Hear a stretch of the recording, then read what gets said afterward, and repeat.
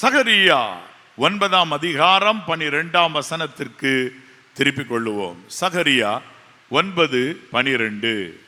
நம்பிக்கையுடைய சிறைகளே, அரணுக்கு திரும்புங்கள், ரெட்டிப்பான நன்மையை தருவேன், இன்றைக்கே தருவேன். கைகளை தட்டி எல்லாம் கர்த்தரை மகிமைப்படுத்தும். ஹல்லேலூயா. ஏன் கர்த்தர் இதை திரும்ப திரும்ப சொல்றாரு? ரொம்ப ஆண்டவருக்கு உள்ளம் குளிர்ந்து இருக்கிறது போலும். வேதத்திலே வாசிக்கலாம். 1 சாமுவேல் 1:5. அன்னாளை சிநேகித்தபடியினால் அவளுக்கு ரெட்டிப்பான பங்கு கொடுப்பான். கர்த்தரோ, வேதவசனம் என்ன சொல்லுகிறது? அன்னாளுடைய கணவர் அவளை சிநேகித்தபடினால் அவளுக்கு எவ்வளவு பங்கு கொடுப்பான்? ரெட்டிப்பான பங்கு கொடுப்பான். இப்ப நமக்கு ரெட்டிப்பான நன்மையை கர்த்தர் கொடுக்கிறார்னா என்ன செய்யறார்? நம்மை சிநேகிக்கிறார். கர்த்தர் நம்மை நினைத்திருக்கிறார், நம்மில் அன்பு கூறுகிறார். ஆகவே ரெட்டிப்பான நன்மையை தருவேன், அது நாளைக்கல்ல இன்றைக்கே தருவேன் என்று ஆண்டவர் சொல்லியிருக்கிறார். ஹல்லேலூயா. முதலாவது ஒரு பெரிய ஆசீர்வாதம் என்ன? நமக்கு நல்லதொரு பங்கு கிடைப்பது. அது மிகவும் ஒரு அருமையான ஒரு நன்மை. பாருங்க, ரெட்டிப்பான பங்கு, அதிலும் 2 மகிமையான பங்கு. சங்கீதம் 16:6 எடுத்து வாசித்து பார்ப்பீர்களானால் அங்கு அழகா சங்கீதக்காரன் தனக்கு கிடைத்த பங்கை பற்றி சொல்லுகிறார். படிங்க பாஸ்டர். நேர்த்தியான இடங்களில் எனக்கு பங்கு கிடைத்தது. நேர்த்தியான இடங்களில் எனக்கு பங்கு கிடைத்தது. ஆம், சிறப்பான சுதந்திரம் எனக்கு உண்டு. ஆம், சிறப்பான சுதந்திரம் எனக்கு உண்டு. கைகளவே தலையிலையா சொல்லுங்க பார்க்கலாம். ஹல்லேலூயா. இதுல ரெட்டிப்பான நன்மை அடங்கியிருக்கு. புரியுதா புரியல? அந்த வசனத்தை நல்லா கவனிச்சு பாருங்க. நேர்த்தியான இடத்தில் பங்கு, சிறப்பான சுதந்திரம். நேர்த்தியான இடத்தில் பங்கு, இன்னொரு பக்கம் நமக்கு தனிப்பட்ட விதமா சிறப்பான சுதந்திரம். ஏன் அன்பு தேவனுடைய பிள்ளைகளே, இது ரெண்டையும் கால்குலேட் பண்ணி பாருங்க. ரெட்டிப்பான நன்மை. ஒன்று நேர்த்தியான இடத்தில் பங்கு, இரண்டாவது சிறப்பான சுதந்திரம். ஷேர் மார்க்கெட் என்று சொல்லுவார்கள். அது அநேகரை கவிழ்த்து விடும், அநேகரை நன்கு உயர்த்தி விடும். அப்படிப்பட்ட ஷேர் மார்க்கெட்.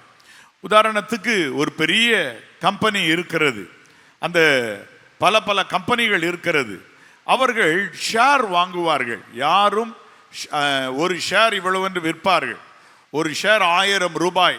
என்னுடைய தொழில் பார்த்தீங்கன்னா நடக்குதுங்க, இந்த அளவு, இவ்வளவு ஒரு பெரிய மார்க்கெட் நான் வச்சிருக்கிறேன், இவ்வளவு செய்கிறேன், ஒரு பங்கு நீங்கள் எடுத்து கொடுங்க. மொத்தம் 10,000 பங்குகள் இருக்குன்னா ஒரு பங்கு நீங்கள் எடுத்துக்கிடுங்க, ஒரு பங்கு 1000 ரூபாய் அப்படின்னு சொல்லி அவங்க விற்பாங்க.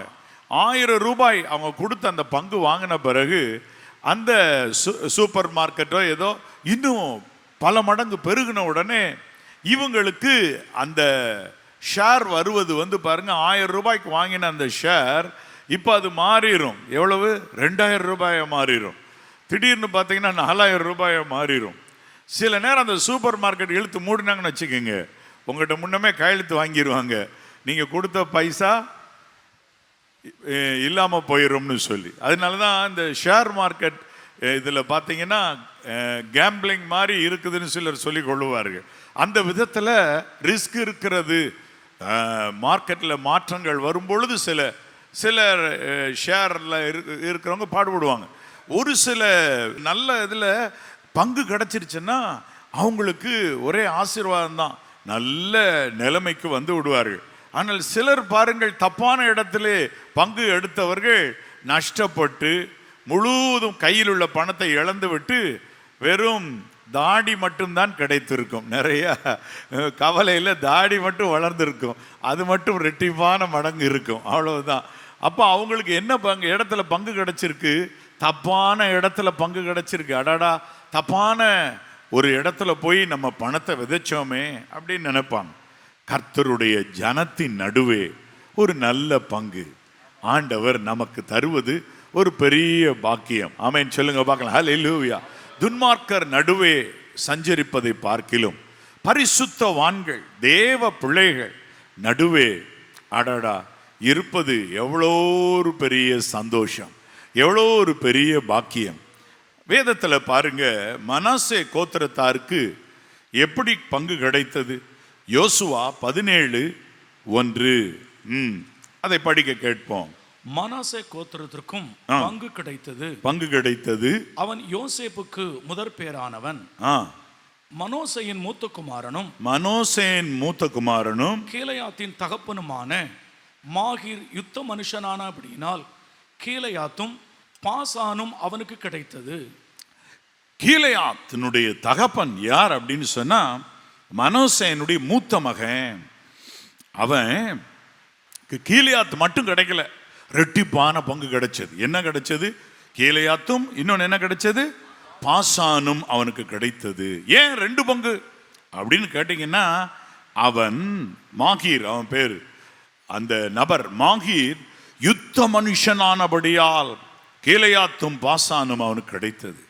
கீலேயாத்திலே பிசின் தைலம் இல்லையா, நல்ல வைத்தியன் அங்கு இல்லையோ என்று சொல்லிக் கொள்ளுவார்கள்.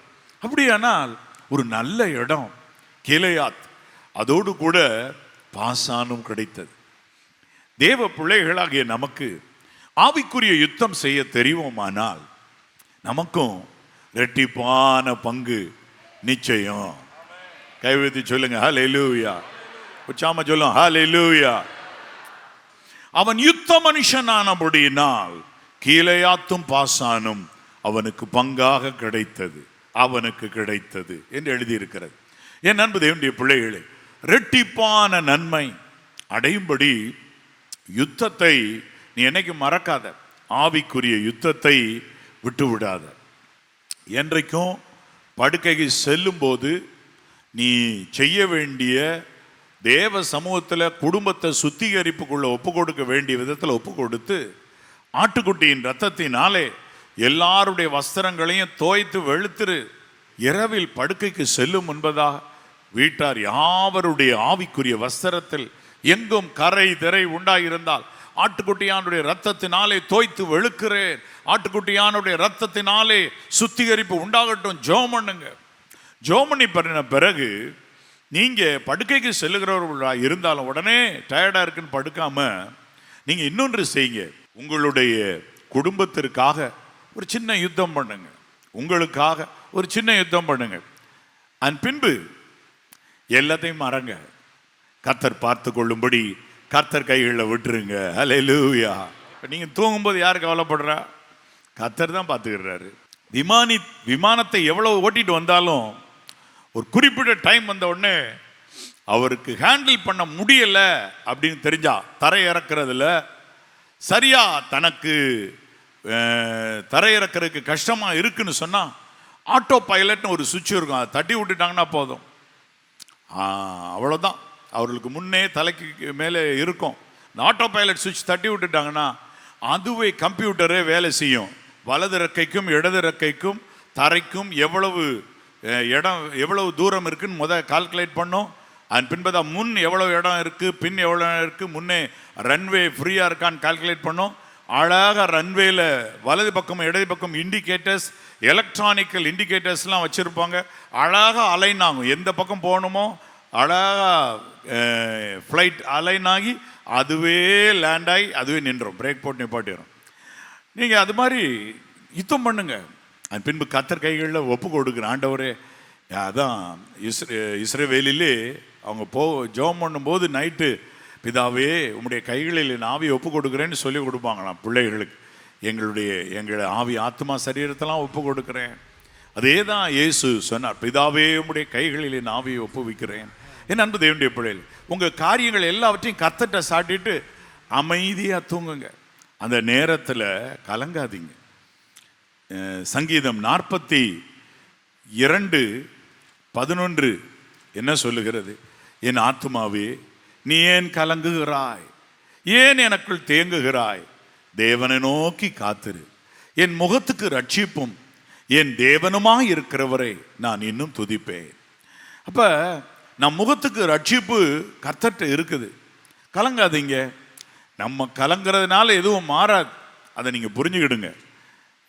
பெதஸ்தா கலங்குச்சுன்னா, பெதஸ்தாவிலே குளத்தில் தண்ணீர் கலங்குச்சுன்னா ஒரு மனுஷன் சுகமாவான். நம்ம மனசு கலங்கிறதுனால யாரு சுகமாக போகிறது? யாரும் இல்லை. நம்ம வீக்காக தான் ஆகி போவோம். அதனால ஒன்று செய்யுங்க, என் ஆத்துமாவே ஏன் எனக்குள் தியங்குகிறாய், கலங்குகிறாய்? ஆத்துமா கலங்கும் போது பேசுங்க ஆத்துமாட்ட. இதே வசனத்தை சொன்னீங்கன்னா போதும், ஆத்துமாவுக்கு புரியும். ஆமால, கர்த்தர் இருக்கிறார், கலங்க அவசியம் இல்லை. கம்ஃபர்டர், தேற்றரவாளன், அவர் சொல்லிக்கிட்டே இருக்கிறார் நமக்கு, பரிசுத்த ஆவியானவர். அதுபோல் நம்ம வாயினாலும் அறிக்கை செய்யலாம். என் ஆத்துமாவே. இந்த சங்கீதம் 42:11, சங்கீதம் 42:5, சங்கீதம் 43:5, இந்த 3 வசனம் எனக்கு ரொம்ப பிடிக்கும். நான் கர்த்தருக்கு இன்னும் நான் துதிப்பேன். அங்கே என்ன எழுதியிருப்பார் பார்த்தீங்களா? என் முகத்துக்கு ரட்சிப்பும் என் தேவனுமாய் இருக்கிறவரை, எல்லாரும் சொல்லுங்க, நான் இன்னும் துதிப்பேன்.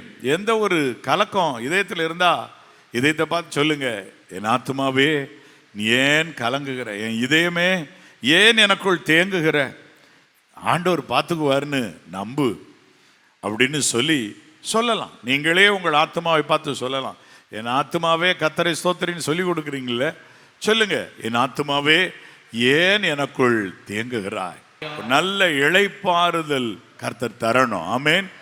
நம்முடைய ஆத்மாவுக்கு ஒரு நன்மை, நல்ல பங்கு. ஒரு பக்கத்தில் மனாசேனுடைய மூத்த மகனுக்கு யுத்த மனுஷனாய் இருந்தபடியினால கீலேயாத் மற்றும் இன்னொரு இடத்தையும் கர்த்தர் அழகாய் கொடுத்தார். அவருக்கு ரெட்டிப்பான பங்கு கிடைத்தது.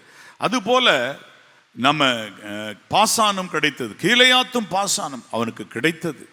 அப்ப யுத்தம் பண்ணுகிறவர்களா இருங்க. ரெண்டாவது, அவர் சமூகம் முன்னே போட்டுன்னு சொல்லி அமைதியா இருக்கு. போராடுங்க, நாட் ஆல் த டைம். ஆவிக்குரிய யுத்தம் பண்ணுங்க, எல்லா நேரமும் அல்ல. You fight till a time when your heart says okay, just finish it. உங்க இதயம் போதும், இவ்வளவு போதும், இனி கர்த்தர் பார்த்துக்கிட்டோம் அப்படின்னு சொல்லி விட்டீங்கன்னா கர்த்தர் அந்த இடத்துல முன்னே போவார். நீங்களே யுத்தம் பண்ணிட்டு இருக்கிறத விட்டுட்டு உங்களுடைய ஆவிக்குரிய பட்டயத்தை உரையிலே போட்டு அமைதியாய் கர்த்தருக்கு நான் இன்னும் அவரை துதிப்பேன், ஸ்தோத்திரம் பண்ணி அப்படியே அமர்ந்துருங்க.